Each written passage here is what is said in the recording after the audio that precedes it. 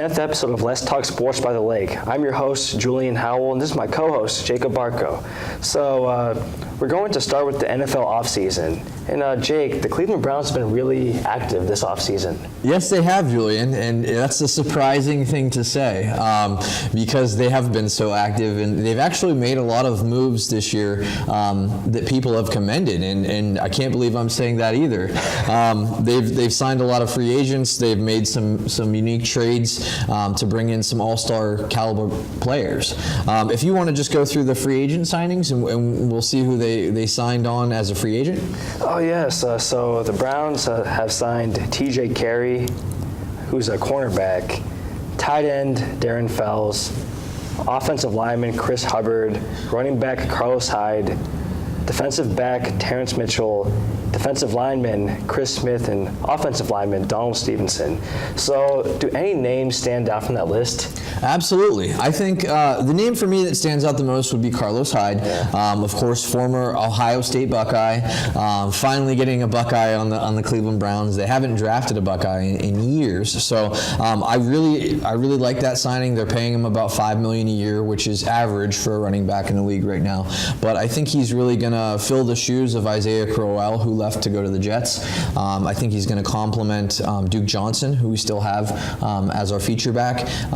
He's more of a passing back. Carlos Hyde's going to take over more of the carrying duties. But I think that's the free agent signing that stands out the most. TJ Carey, very high-ranked cornerback. I think he's going to come in and make his name known on the Browns. A lot of these signings were low-risk signings. They didn't offer a lot of guaranteed money, and I think that's smart of the front office to do because of the unknown going through the next couple seasons. They didn't give out a lot of guaranteed large contracts. They obviously have money to spend, so that's why I think you see so many free agents being signed. They really redid their secondary, and it's going to be an exciting year for a Browns fan. They also made a couple trades.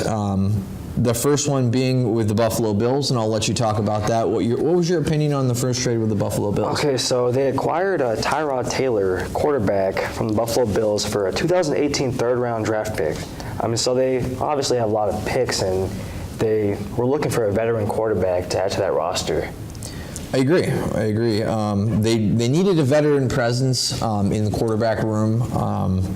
They honestly wanted Tyrod Taylor, but they weren't sure he was going to come to Cleveland as a free agent. So they made the move with Buffalo. They traded a third-round pick. It's number 65 overall, so it's the first pick of the third round.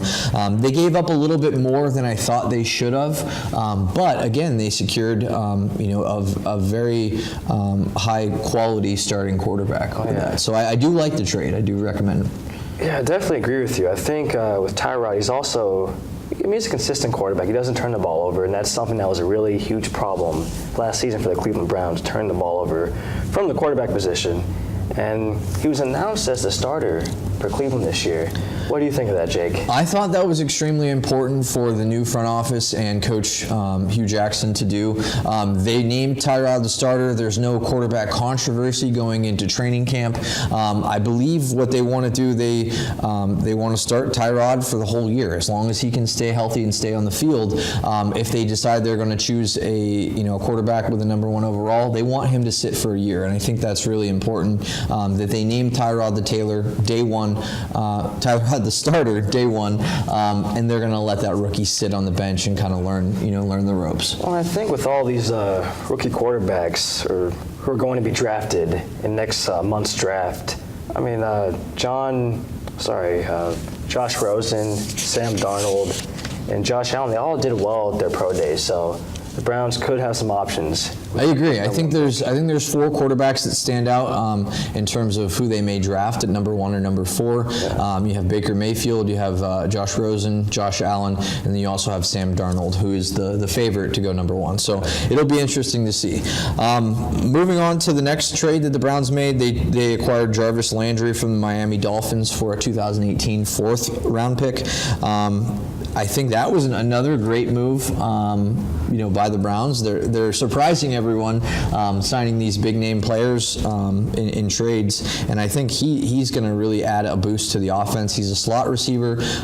He catches a lot of footballs. Not a deep threat like Josh Gordon is, but I think he really will complement the offense. What do you think about that? I agree. I mean, it's a great trade to pick up Jarvis Landry, a top wide receiver in the NFL, and he'll add another weapon to the passing game with, Duke Johnson, Josh Gordon, David Njoku, and so I think it will help whoever starts at quarterback next year, which will be Tyrod Taylor. I'm sorry. Right. Yeah. I think Tyrod Taylor has some weapons now. Yeah. As you stated, they have Duke Johnson, they have David Njoku at tight end, they have Josh Gordon on the outside running the deep routes as the X receiver, and also hopefully Corey Coleman comes back healthy. Former 2016 first round pick. Right. Hopefully he has a healthy year. So I think they have some options on offense, and obviously you can talk about the next trade. They're bolstering their secondary. Yes, they are. So they also traded for cornerback Demarius Randall from the Green Bay Packers for a 2019 7th-round pick. And they also made another trade with the Green Bay Packers. They swapped their 4th and 5th-round draft picks, and they also traded away DeShone Kizer, who was the Browns starter for the majority of last season. So what do you think of that, Jake? I think that was a trade that needed to be made as they brought in Tyrod Taylor to be their starting quarterback. They didn't see a lot of growth out of DeShone Kizer last year.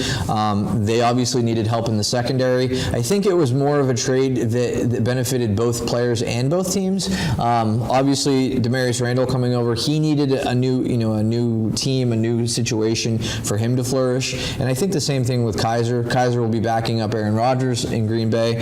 So I think the trade really worked out for both teams. I don't think there was any downside to that. Again, the Browns didn't really give up anything in terms of picks. They have a ton of them.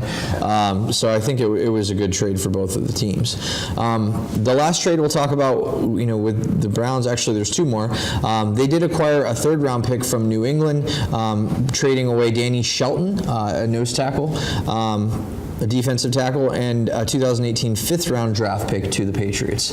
I think that was a kind of a smaller under-the-radar trade. They moved ahead. I believe the 3rd-round pick is actually a 2019 from the Patriots.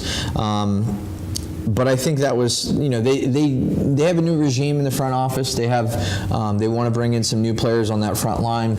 So that moving Danny Shelton could kind of lead us, to where they may be drafting a tackle in this upcoming draft. They traded Jason McCourty to the Patriots for a 6th-round draft pick, and they also traded a 7th-rounder with Jason McCourty.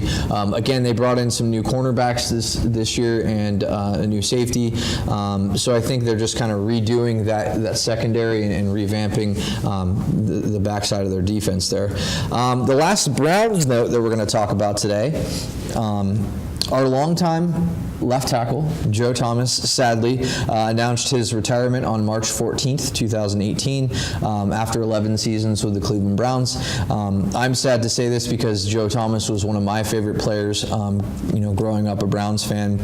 He made 10 Pro Bowl appearances in those 11 seasons, 7-time first-team All-Pro left tackle, a lot of other accolades that I can talk about, but Joe Thomas is, one of those Browns players that you'll always remember. Up there, with Jim Brown, Leroy Horde, Bernie Kosar. I think Joe Thomas really is a Cleveland guy through and through. He said he's committed to the Browns organization, even after retirement, and to helping them succeed as a team. So we already saw that with Joe Thomas kind of showing Sean Coleman the ropes, who is going to be taking over for him at left tackle unless they draft someone else. But it's sad to see Joe Thomas retire. He had a wonderful career in Cleveland. What do you think about him retiring, and what does that mean for the left tackle position for the Browns? Well, I agree with everything that you said. He was a great player, 10 Pro Bowl appearances, 7-time first-team All-Pro, so he's definitely a consistent player at that left tackle position for the Cleveland Browns. And they already have a potential replacement. His name is Sean Coleman. Sean Coleman. Sean Coleman. So I mean, we'll see how they retool this offensive line in Joe Thomas's absence. I agree. It'll be interesting to see how everyone plays together without that anchor on that offensive line. But again, hats off to Joe Thomas. Just want to say thank you for everything that you've done for the Cleveland Browns organization. Sticking with us for the past 11 years through all the tumultuous times. It really shows a lot about your character, and we wish you the best in your retirement. There's a couple more trades that have happened in the NFL offseason. Julian, I'll let you handle the first one. Sure. So the New York Jets acquired the 3rd overall pick in this year's draft from the Indianapolis Colts for 2 2018 second-round draft picks and a second round during next year's draft. And I think this most likely indicates that the New York Jets will draft a quarterback in this year's draft. What do you think, Jake? Yeah, I agree. The Colts also received the 6th overall pick, first-round pick in this year's draft for making that move. So they moved back from 3 to 6. The Colts did.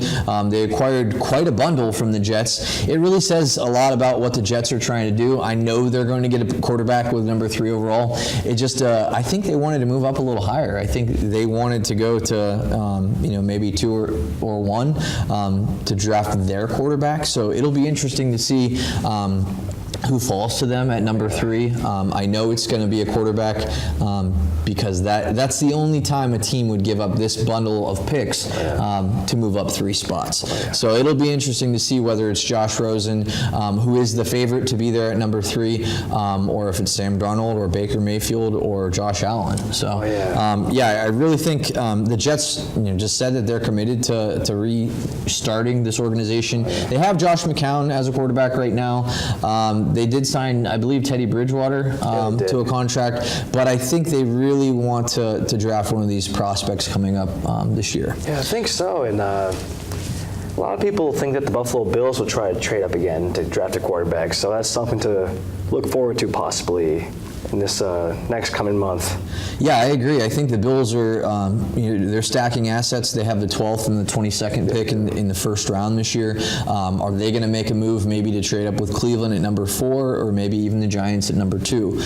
So it'll be interesting to see how the quarterbacks fall in this class. If the Browns take Sam Darnold at 1, are the Giants going to take a quarterback at 2 and then the Jets at 3? That opens to the number 4 pick being a hugely valuable pick for the Cleveland Browns. So we'll see what happens. I think the Bills will trade up again to grab their quarterback, but it just all depends on how the dominoes fall.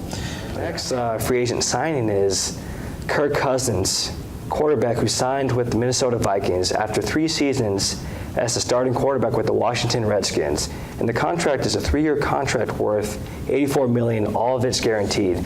Yeah, so Jake, do you think this makes the Vikings the best team in the NFC North, or the favorite to win it all? I think it does. The Vikings made it very far in the playoffs last year with Case Keenum as their quarterback. Obviously, Kirk Cousins, I think, is an upgrade over Case Keenum. The Vikings have a strong defense. They have a lot of offensive weapons. I really think that Kirk Cousins is going to take them maybe even a little bit farther this year. I don't know that they're a Super Bowl favorite or even a favorite to get to the Super Bowl, but I think they do have the best chance out of the NFC North. I think they're going to say it's Super Bowl or bust, but I don't know if they quite have enough talent to make it that far. But I guess, the addition of Kirk Cousins really says a lot about it's a win-now organization. They paid him guaranteed money, which is unheard of in this day and age in the NFL. So I think that will set a precedent for, years to come, whether it's other quarterbacks being signed or other players. They're going to be, the Players Association is going to, try and use this as a bargaining chip into more guaranteed contracts coming up as more and more players start doing this and more franchises start allowing it. So not only was it a large contract and commitment from the Vikings, but kind of a really important time in player contracts and guaranteed money in the NFL. So yeah, I agree. And also, I think the NFC North will be really competitive this year because all the other teams have been really active. The Lions are signing players for depth.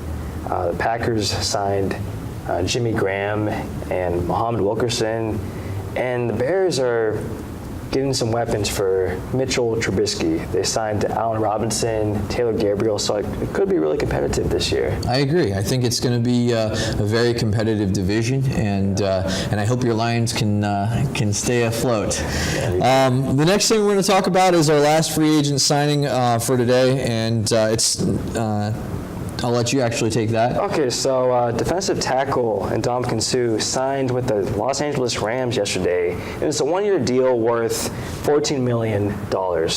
And he will play alongside defensive tackles Aaron Donald and Michael Brockers, and it will be in a 3-4 defense as well. And as many of us know, Suh has only played in 4-3 defenses since entering the league in 2010. Right. So, I mean, how do you think he can adjust to playing in that type of defense? I think it's going to be an easy transition for him.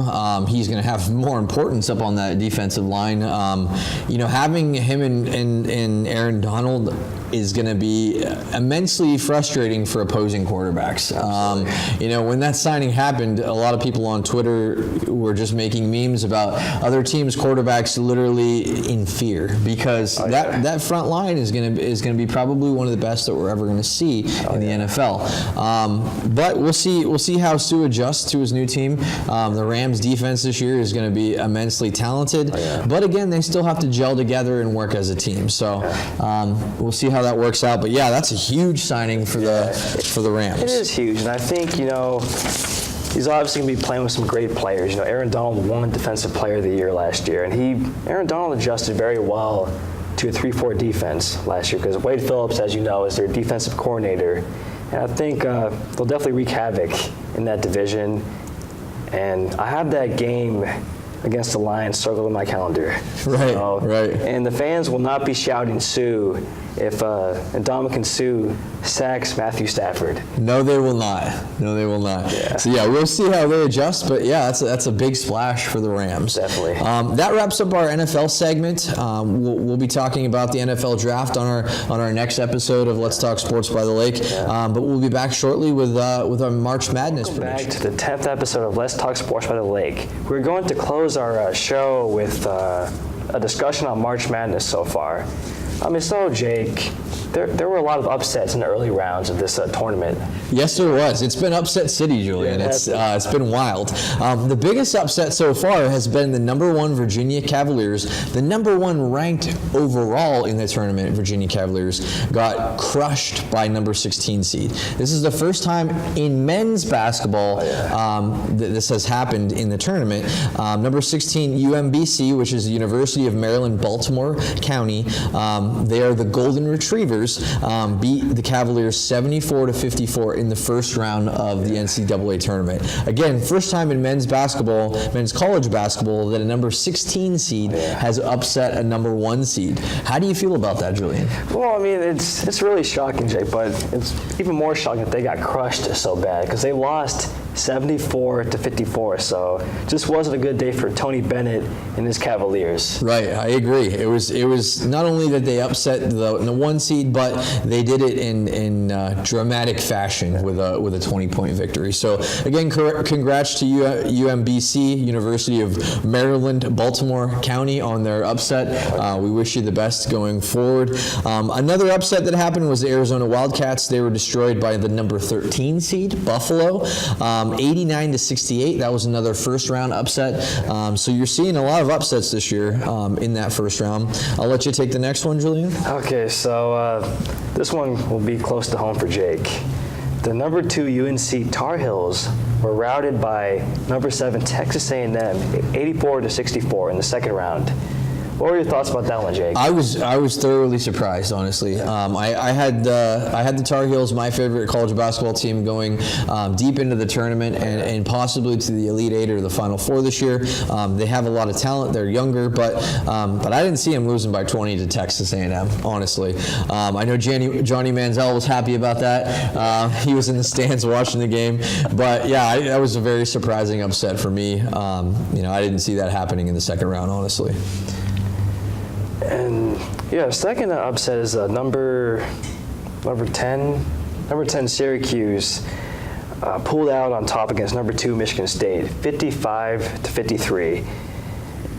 So what are your thoughts about that one? Another game I was super surprised about. I had Michigan State and Tom Izzo going further into the tournament. I had them going to actually the Final Four. So I was surprised that the Orangemen were able to pull up that upset. It was a last minute upset. It was 55-53, but it just shows you that anybody can beat anybody in this tournament. That's why they play the game. So another one is the Xavier Musketeers lost to Florida State Seminoles 75-70 in the second round. So you see another number 1 seed going down. Again, the Bearcats of Cincinnati lost to number 7 Nevada 75-73 in the second round. And then the last upset we have today is another huge one. The number 3 Tennessee Volunteers were upset by number 11, which is the Loyola Chicago Ramblers. And Loyola is still in the tournament. They made the Final Four after that. So that was a 63-62 victory. Again, it's been upset city this year, Julian. Why do you think some of these lower seeds have been able to overcome adversity and overcome these more talented teams, I guess you would say? I really don't know, but I think it's obviously good coaching, and it's just been crazy. It's March. It's called March Madness for a reason. Right, exactly. So the Final Four left over, we have number 3 Michigan Wolverines versus the number 11 Loyola Chicago Ramblers. That's a game Julian and I will be watching closely to see if Loyola can really upset again the number 3 Michigan Wolverines. The next game is the number 1 Villanova Wildcats versus the number 1 Kansas Jayhawks. There's not going to be any upsets in that game. They're both ranked number 1 in their respective conferences. So the game I'm excited to see is that Michigan-Loyola game. I hope it's going to be close, maybe going to overtime, but we'll see. We'll see what happens. What's your projection going forward, Julian? Who do you think is going to take it all? I think my Michigan Wolverines will take it all. I think John Beilein is a great coach. He always has them playing well at this time of the year, and I really like their team. They have 4 players scoring double digits, and they're playing really good team defense as well. They play good defense on all levels, down low on the perimeter, and they're really good at shooting threes as well. Yeah, they've been killing it defensively, and they're really hitting timely threes. They scored a ton of points last game. So, I have Michigan beating Loyola, and then I also have Kansas beating Villanova. So, I have Michigan versus Kansas in the championship game. But we'll see how things shake out, and we'll talk about that the final championship game of March Madness on our next episode. And I have Villanova playing Michigan, but Michigan winning. Michigan winning. Okay. Yeah. Okay. So we'll see. Yeah, we'll see what happens. Again, that's why they call it March Madness. Yeah. You never know. Loyola may take it all this year. So, but that does it for our 10th episode of Let's Talk Sports by the Lake. I just want to thank Julian for hosting this program with me. We've made it 10 episodes, and hopefully we'll continue on for at least 10 more. On episode 11, we'll be talking about opening day for the Major League Baseball season coming up here in a couple days. We'll give our projections on who we think is going to make the World Series this year, who's going to make the playoffs in each conference, and hopefully we'll bring on a special guest to talk about those things for opening day baseball. So again, this is Let's Talk Sports by the Lake, episode 10. I'm your host, Jacob Bartko, and this is my co-host, Julian Howell. And thank you, and have a great day.